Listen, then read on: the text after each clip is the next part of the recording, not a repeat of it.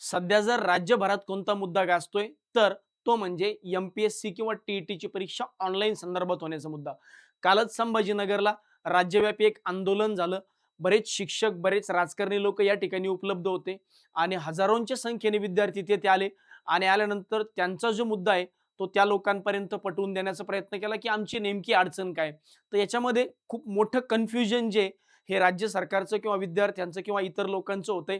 तर ते कन्फ्युजन नेमकं काय? तर बऱ्याच लोकांना असं वाटतंय, की विद्यार्थी मुद्दामून ऑनलाईनला विरोध करताय. पण ॲक्चुअली ऑनलाईनला विरोध करण्यामागचे जर तुम्ही जेन्युइन रिझन त्यांचे समजून घेतले, तर राज्य सरकार असेल किंवा विद्यार्थी असतील यांच्यामध्ये चांगलं प्रॉपर कम्युनिकेशन होऊन काही ना काही चांगला तोडगा जो आहे तो निघणार आहे 100% यात कुठलीही शंका नाही. पण सध्या नेमकी अडचण या हे विद्यार्थी खरंच का विरोध करताय? मुद्दामून विरोध करायचं म्हणून करतायत, की खरंच त्यांचा नेमका बेस काय आहे तो विरोध करण्याचा? हे एकदा आपण समजून घेऊया. तेव्हा मला असं वाटतं, की ही जी गोष्ट आहे, ही राज्य शासनापर्यंत पोहोचून त्याच्यावर चांगल्या पद्धतीने तोडगा निघेल. तर सध्या जर तुम्ही बघितलं, तर नॉर्मली याच्या एक्झाम्सचा जर आकडेवारी आपण बघितलं, तर तसं एम-पी-एस-सीच्या माध्यमातून राज्यसेवेची परीक्षा होते. आता राज्यसेवेची परीक्षेसाठी किती विद्यार्थी दरवर्षी परीक्षा देतात? तर अराउंड राज्यसेवेच्या माध्यमातून अराउंड 2 ते 2.5 लाख विद्यार्थी दरवर्षी परीक्षा देतात. त्यानंतर जर बघितलं, तर कंबाईन ज्याला आपण पी-एस-आय, एस-टी-ओ म्हणतो, तर ते जे लोक आहेत असिस्टंट असेल किंवा तुमचं मंत्रालयातले सहाय्यक असतील, तर याच्यासाठी जी परीक्षा असते त्या असे लोक जवळपास 4 ते 5 लाख देतात, ज्याला आपण कंबाईनची परीक्षा म्हणतो. ग्रुप सीची जी एक्झाम आहे, ग्रुप सीची एक्झाम जी आहे, ही अराउंड 5 ते 6 लाख विद्यार्थी येतात. सरळ सेवेची एक्झाम देणारे जवळ-जवळ 8 ते 10 लाख विद्यार्थी आहेत आणि आता काल परवा जी टी-ई-टीची एक्झाम कॅन्सल होऊन आय-बी-पी-एसकडे जाण्याचा मुद्दा चाललाय, ती परीक्षा जवळ-जवळ 6 लाख विद्यार्थी देतात. आता एवढ्या मोठ्या प्रमाणात जर हे विद्यार्थी परीक्षा देतात, तर ऑनलाईनमध्ये नेमका विद्यार्थ्यांचा विरोध काय किंवा विद्यार्थ्यांचं नेमकं म्हणणं काय? त्याच्यामध्ये डिटेल समजून घेणं आवश्यक आहे. आकडेवारी समजून घ्या. तेव्हा कळेल की ही एक्झाम ऑनलाईन घेणं प्रॅक्टिकली का अवघड आहे, का डिफिकल्ट विद्यार्थ्यांचा विरोध काय? पहिला मुद्दा, एम-पी-एस-सीचा पेपर आजपर्यंत कधीही फुटला नाही असं विद्यार्थ्यांचं म्हणणं आहे आणि ते सत्य पण आहे, की एम-पी-एस-सीचा पेपर ऑफलाईन जो होतो, तो आजपर्यंत कधी फुटला नाही. ऑनलाईनचे पेपर टी-सी-एसच्या माध्यमातून थोडाफार जो गोंधळ जो झालाय, तो आतापर्यंत झालाय. खूप जास्त प्रमाणात नाही, पण थोडाफार गोंधळ टी-सी-एसच्या माध्यमातून पण झालाय. म्हणजे जर तुम्ही तलाठी भरतीचा पेपर पाहिला असेल, त्यानंतर तुमचा आरोग्य भरतीचा पेपर जर बघितला असेल, तर या पेपरमध्ये थोडासा गोंधळ झाला होता बऱ्यापैकी. हे विद्यार्थ्यांच्या कानावर पण आलं होतं. आरोग्य भरतीचा पेपर पण कॅन्सल पण करावा लागला होता. हा एक मुद्दा होता. त्यामुळं विद्यार्थ्यांचं म्हणणं आहे, की एम-पी-एस-सीचे पेपर कधीच फुटत नाही. त्यामुळं आम्हाला एम-पी-एस-सीकडे राहू द्या किंवा एम-पी-एस-सीच्या माध्यमातूनच आमच्या परीक्षा घेऊ द्या. दुसरा मुद्दा असा येतो, एक दुसरा मुद्दा सर्वात महत्त्वाचा, की एवढ्या मोठ्या प्रमाणात जर विद्यार्थी परीक्षा देतात, एवढी मोठी आकडेवारी, तर महाराष्ट्रात खरंच एवढं इन्फ्रास्ट्रक्चर सध्या डेव्हलप आहे का? तर याची जर रिअल आकडेवारी समजून घेण्याचा प्रयत्न केला, तर महाराष्ट्रात सध्या आय-बी-पी-एसच्या माध्यमातून, टी-सी-एसच्या माध्यमातून ज्या परीक्षा होतात, त्या परीक्षांच्या माध्यमातून अराउंड दररोज म्हणजे एका शिफ्टमध्ये तुम्ही ॲट अ टाईम मॅक्सिमम 50,000 विद्यार्थ्यांची परीक्षा घेऊ शकतं.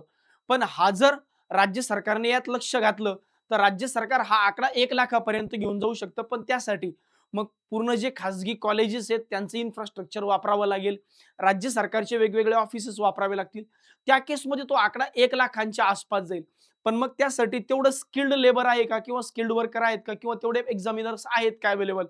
की 1 लाख लोकांना जर परीक्षा 1 लाख लोकांची जर परीक्षा ॲट अ टाईम तुम्हाला घ्यायची एका सत्रामध्ये, तर मग एका सत्रामध्ये 1 लाख लोकांचीच मॅक्सिमम परीक्षा घेऊ शकतो. तसं एम-पी-एस-सीला काही मर्यादा नाही.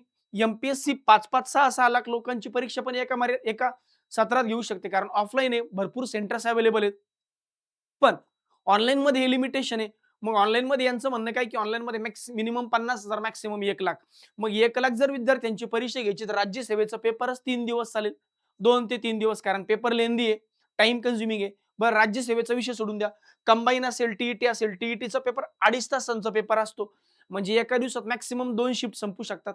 आता 6 लाख जर च्या हिशोबाने विचार केला, तर कमीत कमी तुम्हाला एका दिवशी 2 लाख विद्यार्थी परीक्षा असे 3 दिवस तुम्हाला पेपर घ्यावे लागतील.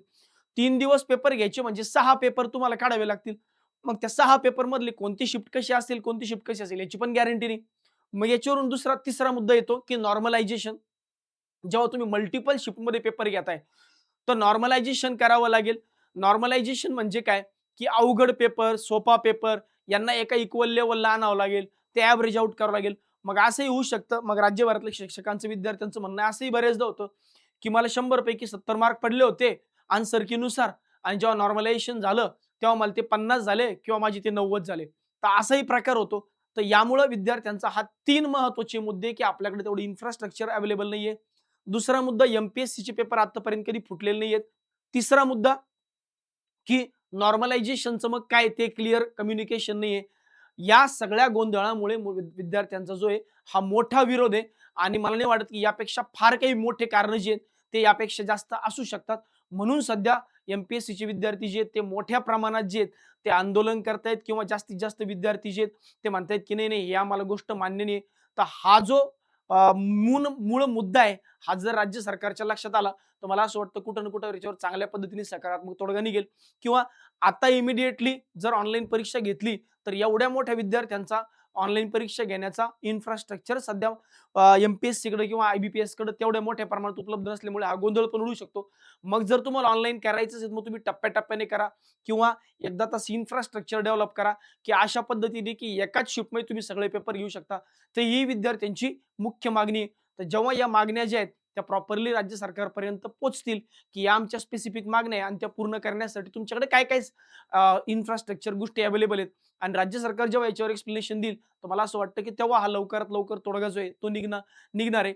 पण यासाठी या प्रमुख मागण्या ज्या आहेत त्या राज्य सरकारपर्यंत जायला पाहिजे आणि यासाठी मला असं वाटतं विद्यार्थ्यांनी जास्तीत जास्त पद्धतीने राज्य सरकारला असतील, मुख्यमंत्र्यांना असतील, शिक्षण मंत्र्यांना असतील, हे हा मेसेज कन्वे करण्याचा प्रयत्न केला पाहिजे. मग तो ईमेल्स असतील, Twitter असेल, त्यानंतर तुमचे पत्र असतील हे पाठवून किंवा मध्यस्थी मार्गांच्या मध्यस्थी व्यक्तींच्या माध्यमातून.